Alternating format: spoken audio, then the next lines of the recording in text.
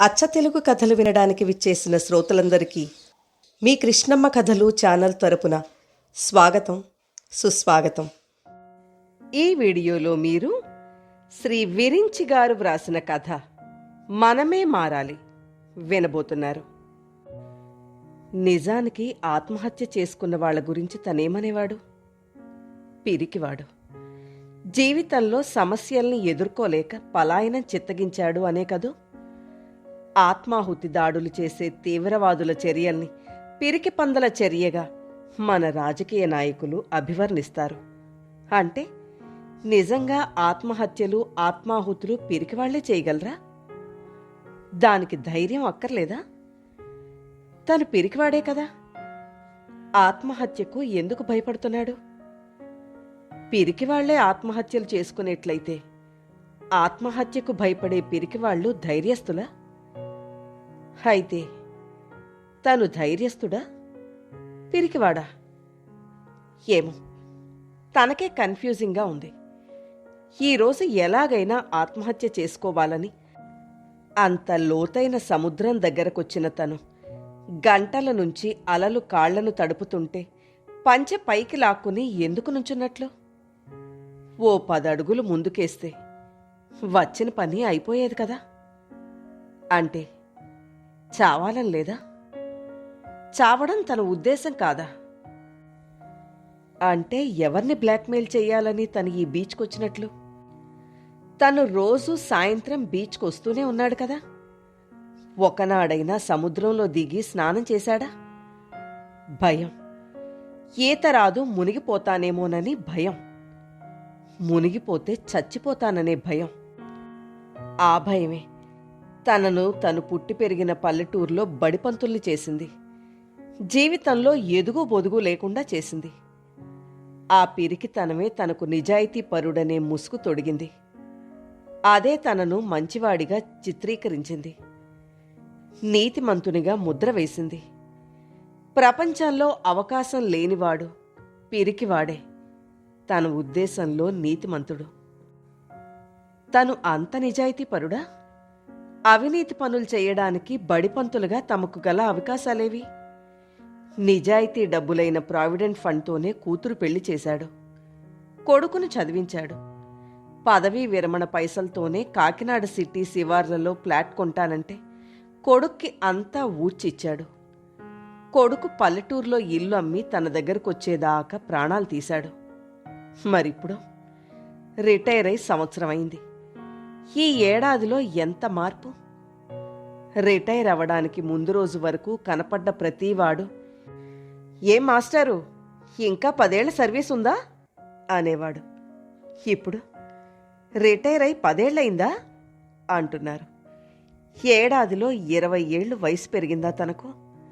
Retire అయిన వెంటనే కోటిపల్లిలో ఇల్లు అమ్మేదాకా కొడుకు కోడలు ఎక్కడలేని అభిమానం చూపించారు. ఆ పల్లెటూరులో ఒక్కళ్ళు ఏం చేస్తారు? పిలిస్తే పలికే దిక్కేది. ఈ వయసులో ఒంటరిగా ఏం బాధపడతారు? మీకోసమే డబుల్ బెడ్రూమ్ ఫ్లాట్ తీసుకున్నా అన్నారు కొడుకు సుందరం, కోడలు శాంతి. తీరా ఇల్లు అమ్మిన తర్వాత, నాన్న, బ్యాంక్ లోన్ రావడం లేట్ అవుతోంది, బిల్డర్ గొడవ చేస్తున్నాడు, ఆ ఇల్లు అమ్మిన సొమ్మిస్తే లోన్ రాగానే ఇచ్చేస్తా అన్నాడు. ఆనాడు తెలియదు తనకు ఆ సొమ్ముకు కాళ్ళొచ్చాయని. అన్నపూర్ణని తనని టాక్సీ ఎక్కించి సిటీకి తీసుకొచ్చాడు కొడుకు. సిటీ చివర వలసపాకలలో అపార్ట్మెంట్ పైన పెంట్ హౌస్. మోకాళ్ళ నొప్పులు, బీపీ, షుగర్. లిఫ్ట్ పనిచేయకపోతే అంతే సంగతులు. 60 రాకుండానే ముసలివాడైపోయాడా తను? మెడలో వేపమండలు కట్టి పసుపు కుంకుమ రాసి డప్పులు వాయిస్తూ ఊరేగింపుగా తీసుకెళ్తే మేక ఏమనుకుంటుంది? తనకు ఆ రోజే ఆఖరి రోజని తెలుసా? అలాగే తన స్వాతంత్రానికి కూడా ఆ రోజే ఆఖరి రోజని తనకీ తెలీదు. ఆ పల్లెటూరులో ఇల్లమ్మక ముందు ఉదయం లేవగానే వ్యాయామం, యోగా, ఆ తర్వాత పూజ, టిఫిన్, లైబ్రరీ, మధ్యాహ్నం భోజనం, విశ్రాంతి, సాయంత్రం గోదారి గట్టెమ్మట వాకింగ్, గుడి, తోటి వాళ్లతో రావి చెట్టు కింద చర్చా కాలక్షేపం. ఈ సిటీలో తనతో మాట్లాడే తీరిక, ఓపిక, వేడుక, కోరిక ఎవరికుంది? ఈ మధ్య ఇంట్లో అందరూ తనను విసుక్కుంటున్నారు. ఒకప్పుడు తనంటే అగ్గగ్గలాడిపోయేవాళ్ళు. ఇప్పుడు ఏమాత్రం గౌరవం ఇవ్వడం లేదు. ముసల్ది కూడా వాళ్లతో కలిసి తను శత్రువర్గంగా మారిపోయింది. నీరసంగా ఉంది. రెండోసారి కాఫీ ఇమ్మంటే కాసేపు ఆగండి, అస్తమాను కాఫీల గోల అంటోంది. రిటైర్ అవగానే అందరికీ తనెంత లోకువైపోయాడు. ఏనాడు ఎవరిని దేనికి యాచించని తను అన్నింటికీ అందర్నీ దేవుళ్లాడవలసి వస్తోంది. ఉదయాన్నే ఎంత అవమానం జరిగింది. ఈరోజు శనివారం కదా, ఉదయాన్నే స్నానం చేసి గుళ్ళోకెళ్దామని బాత్రూంకి వెళ్తుంటే, మీరు కాసేపు ఆగండి మావయ్య, అనిరుద్ స్కూల్కి టైం అవుతోంది అంది శాంతి. అంటే తను పసివాడి పాటి చేయడా? ఆకలేస్తుంది, త్వరగా టిఫిన్ పెట్టు అంటే కాసేపు ఆగండి, సుందరం త్వరగా ఆఫీస్కి వెళ్ళాలట అంటుంది ముసల్ది. నాన్నా, మీకు ప్రతిదానికి చాదస్తం ఎక్కువైంది. కృష్ణారామ అంటూ హాయిగా కూర్చోక అన్ని విషయాలు మీకే కావాలి అంటాడు సుందరం. తను ఉండలేక ఏదైనా సలహా ఇచ్చినా. తన ఇంట్లో తను పరాయివాడు, ఒంటరివాడు అయిపోయాడు. తన సలహాలు ఎవరికీ అక్కర్లేదు. కూరలో కరివేపాకులా అయిపోయింది తన బతుకు. తను ఎవరికీ అక్కర్లేనప్పుడు తనెందుకు బ్రతకాలి? ఎవరికోసం బ్రతకాలి? ఇలాంటి బతుకు బతికే కంటే చావడం మేలు. అందుకే కదా తను ఈ బీచ్ దాకా వచ్చింది. కాని చావలేకపోతున్నాడే. అంటే చావు విషయంలో కూడా తనకు ఏకాభిప్రాయం లేదా? అలా అని తన ఇంటికి తిరిగెళ్లే సమస్యే లేదు. ఇంతలో భుజం మీద చెయ్యి పడడంతో శంకరం ఉలిక్కిపడి ఈ లోకంలోకొచ్చాడు. నువ్వు శంకరం కదూ? భుజం మీద పడ్డ చెయ్యి తాలూకు వ్యక్తి అడుగుతున్నాడు. తన వయసే ఉంటుంది ఆయనకు. తనకంటే కొంచెం లావుగా, ఎత్తుగా ఉన్నాడు. పక్కనే మరో మనిషి. ఎక్కడో చూసిన మొహాలు. అవును, మీరు అన్నాడు శంకరం వాళ్ళని గుర్తుపట్టడానికి ప్రయత్నిస్తూ. కోటిపల్లి, చాగంటి శంకరం. అవునా? అవును, నేన్రా, బమిడిపాటి సత్యాన్ని. వీణ్ణి గుర్తుపట్టావా? మన మంగళంపల్లి శివరాం. శంకరం ఆనందానికి అవధుల్లేవు. ఎన్నాళ్లకెన్నాళ్లకురా అంటూ ఇద్దరినీ ఒకేసారి కౌగిలించుకున్నాడు. చాలాసేపటి నుంచి సముద్రం కేసి చూస్తూ నుంచునున్నావు. నీ వాలకం చూస్తే అనుమానం వచ్చింది. తీరా దగ్గరకొచ్చి చూస్తే నువ్వు అన్నాడు శివరాం. ముగ్గురు కబుర్లలో పడ్డారు. చిన్ననాటి ముచ్చట్లన్నీ ఓసారి సింహావలోకనం చేసుకున్నారు. తన ప్రస్తుత పరిస్థితిని మిత్రుల ముందుంచాడు శంకరం. నువ్వెందుకు ఖాళీగా ఉన్నావు అన్నాడు సత్యం. రిటైర్ అయ్యాను కనుక. నువ్వు రిటైర్ అయింది జీవితం నుంచి కాదు, చేస్తున్న ఉద్యోగం నుంచి. ఎవరైనా అంతేగా. అందరూ కాదు, నీలా కొందరు. నువ్వు స్టేట్ గవర్నమెంట్ ఎంప్లాయీ కాబట్టి 58కి రిటైర్ అయ్యావు. సెంట్రల్ అయితే 60 ఏళ్ళు. అదే న్యాయమూర్తులకైతే 65 ఏళ్ళు. అవునా? అవును. మనం ముసలివాళ్ళమయ్యామనే కదా నువ్వు పనికిరావు, ఇంటికి పో అన్నది. పొరపాటు. ఒకడు 58కి, మరొకడు 60కి, ఇంకొకడు 65కు ముసలాళ్ళన్నమాట. అంటే చేసే ఉద్యోగాన్ని బట్టి ముసలితనం ముందు వెనక వస్తుందా? కొందరికి 20లో 60 వస్తాయి, మరికొందరికి 60లో 20 వస్తాయి.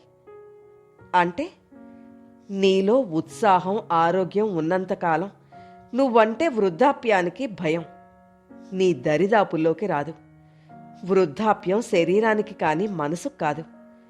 నిజానికి మనస్సుంటే వృద్ధాప్యం శరీరానికి కూడా రాదు. మనసెప్పుడు 16 ఏళ్ల కుర్రాళ్ల ఉరకలు వెయ్యాలి.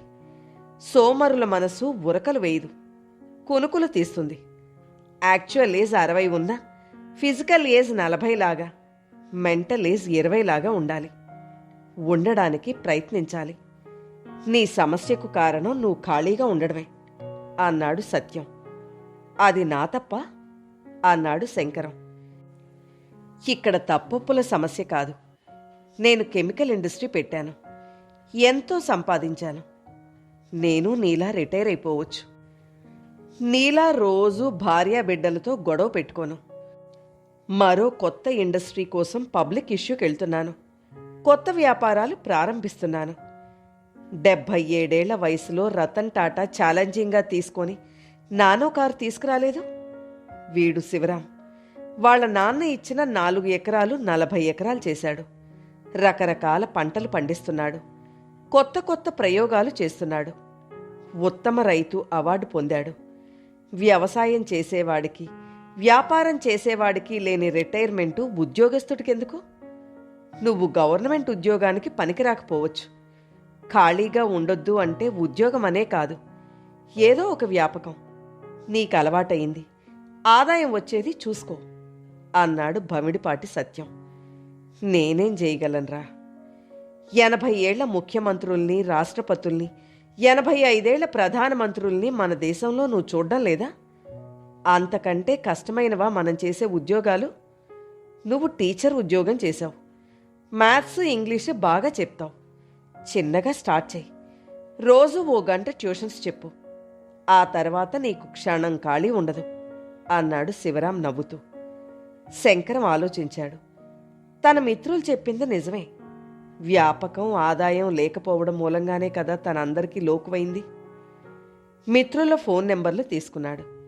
ఓకేరా, మీరు చెప్పినట్టే చేస్తా అన్నాడు. ముగ్గురు సత్యం కారు ఎక్కారు.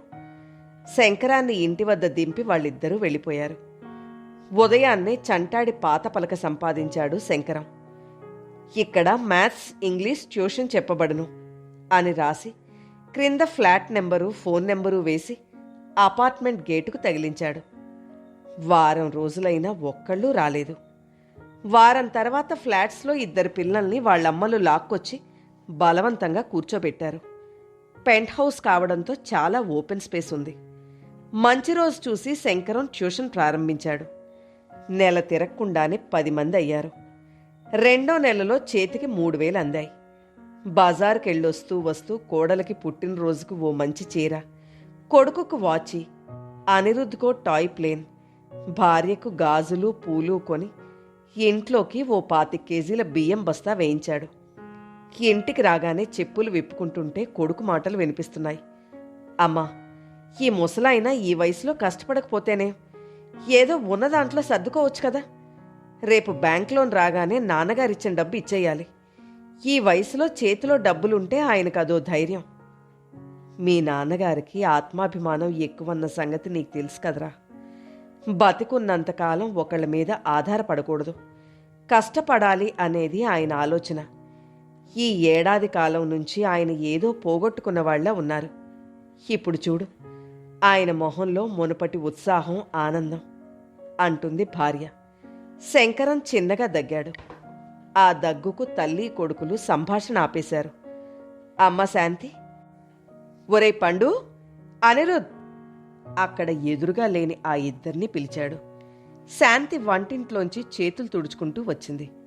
అనిరుద్ వేగంగా వచ్చి తాతయ్యా అంటూ శంకరాన్ని చుట్టుకున్నాడు. శంకరం తెచ్చిన ప్యాకెట్ శాంతి చేతిలో పెట్టాడు. అదేమిటో గ్రహించిన శాంతి, ఎందుకు మామయ్య ఇప్పుడు ఇవన్నీ అంటూ ప్యాకెట్ తీసుకుంది. అనిరుద్ టాయ్ ప్లేన్ పట్టుకొని థ్యాంక్ యూ తాతా అంటూ తుర్రుమన్నాడు. కొడుకును పిలిచి వాచి ఇచ్చాడు. శంకరం ఎంతో హుందాగా, టీవీగా తన బెడ్రూంలోకి వెళ్ళాడు. మల్లెపూలు, గాజులు భార్యకిచ్చాడు. ఆవిడ ఎంతో మురిపెంగా భర్త వంక చూసింది. నెల నెల శంకరం ట్యూషన్ పిల్లలతో పాటు ఆదాయం కూడా పెరుగుతోంది. క్షణం తీరుకుండడం లేదు. తరచూ ఇంట్లో అందరికీ ఏవో ఒకటి కొంటూ ఉన్నాడు. చిన్న క్లాసుల వాళ్ళకి చెప్పడం తగ్గించి 10th క్లాస్ వాళ్ళకే ఉదయం 2 బ్యాచ్లు, సాయంత్రం 2 బ్యాచ్లు చెప్తున్నాడు. శంకరం మాస్టర్ ట్యూషన్ అంటే ఎలాంటి వాళ్ళకైనా 90% గ్యారంటీ అన్న అభిప్రాయం ఏర్పడింది. కార్పొరేట్ స్కూళ్ల నుంచి ఆహ్వానాలు అందుతున్నాయి. తన లాస్ట్ పే కంటే రెట్టింపు ఇస్తామంటున్నారు. శంకరం ఎటూ తేల్చుకోలేకపోతున్నాడు. ఆ రోజు ఆదివారం ట్యూషన్స్కు సెలవు కావడంతో సత్యానికి శివరాంకు ఫోన్ చేశాడు శంకరం. సాయంత్రం ముగ్గురు బీచ్లో కలుసుకున్నారు. ఏమిట్రా శంకరం, ఏమిటి విశేషం అన్నాడు సత్యం. మీరా రోజు కలవకపోతే ఈ శంకరం ఈరోజు ఇలా ఉండేవాడు కాదురా. మీ సలహా పాటించాను. వ్యాపకంతో పాటు తృప్తికరమైన ఆదాయం కూడా వస్తోంది. ఈరోజు ఊపిరి పీల్చడానికి కూడా ఖాళీ లేదురా అన్నాడు శంకరం. దాందే ఉంది, మాకు తోచింది చెప్పాం. అందరూ ఆచరించరు, నువ్వు ఆచరించావు, ఫలితాన్ని ఆస్వాదిస్తున్నావు అన్నాడు శివరాం. నాకు మీ సలహా కావాలి. నేను రిటైర్ అయిన నాటి శాలరీకి రెట్టింపిస్తామని 3 కార్పొరేట్ స్కూళ్ల వాళ్ళు అడుగుతున్నారు. ఏం చెయ్యాలో పాలుపోవడం లేదు అన్నాడు శంకరం. సర్కారు నౌకరీ చేసి రిటైర్ అయిన నువ్వు ట్యూషన్లు చెప్తూ మళ్ళీ ప్రైవేటు వ్యక్తుల కింద పనిచేయడం, అది ఈ వయసులో అంత సులభం అని నేను అనుకోను. రక్త సంబంధీకుల మాటలకే ఆత్మహత్య చేసుకోవాలని ఆవేశపడ్డ నువ్వు బయట వాళ్ల ఒత్తిళ్లకు ఏదో ఒక రోజున రిజైన్ చేసేస్తావు. అప్పుడు నీ పరిస్థితి ఏమిటి? మళ్ళీ పిల్లల్ని పోగేసి ట్యూషన్స్ చెప్పలేవు అన్నాడు శివరాం. నాదో చిన్న సలహా అన్నాడు సత్యం. ఇద్దరూ సత్యం కేసు చూశారు. నువ్వే ఒక స్కూల్ని కొత్త కాన్సెప్ట్తో, పిల్లలకు మానసిక ఒత్తిడి లేని, ఆడుతూ పాడుతూ అభ్యసించే స్కూలు, బ్రతుకు పాఠాలు నేర్పే స్కూలు స్టార్ట్ చేయకూడదు? నువ్వే 10 మందికి ఉద్యోగాలు ఇవ్వచ్చు, 25 మంది పేదవాళ్లను ఉచితంగా చదివించొచ్చు అన్నాడు సత్యం. స్కూల్ స్టార్ట్ చేయడం అంటే మాటలా? నాకంత శక్తి ఉందా అన్నాడు శంకరం. నీకు లేకపోతే నేను చెప్పానుగా, నేను సిటీ చివర ఇండస్ట్రీ కోసం 10 ఎకరాల స్థలం కొన్నాను. దాంట్లో మనం ఓ స్కూల్ పెడదాం. శివరాం, నేను నీకు అన్ని విధాలా సహకరిస్తాం. మొత్తం స్కూల్ నీ అధీనంలో ఉంటుంది. ఏమంటావ్ అన్నాడు సత్యం. శంకరం ఆనందానికి అవధుల్లేవు. మీకు నా మీద అంత నమ్మకం ఉన్నందుకు థ్యాంక్స్ రా. మీ నమ్మకాన్ని తప్పక నిలబెడతా అన్నాడు శంకరం సత్యం 2 చేతులు పట్టుకుంటూ. శివరాం ఆ 4 చేతులపైన తన 2 చేతులు వేశాడు, తన సపోర్ట్ ఉంటుందనడానికి సంకేతంగా. అనుకున్నట్లుగా 6 నెలల్లోనే కార్పొరేట్ స్కూల్స్కు భిన్నమైన కాన్సెప్ట్ స్కూల్ ప్రారంభమైంది.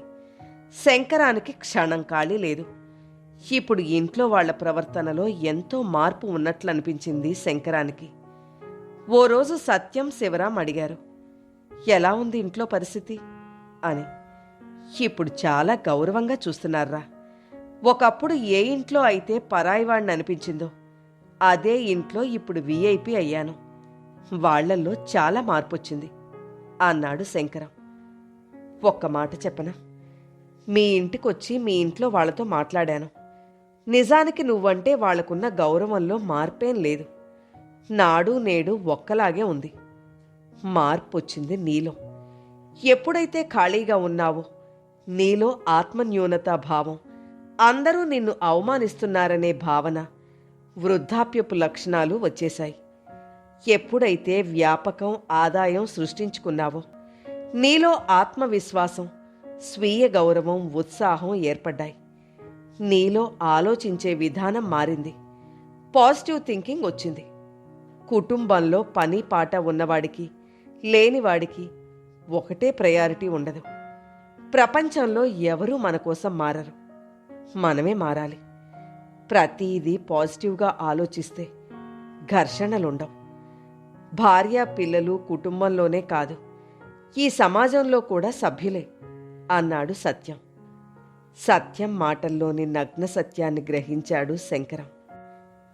ఈ కథ 2012 స్వాతి పత్రికలో ఫిబ్రవరి నెలలో ప్రచురింపబడింది. విరించి గారి అసలు పేరు తల్లాప్రగడ గోపాలకృష్ణ. వీరి కలం పేరు విరించి.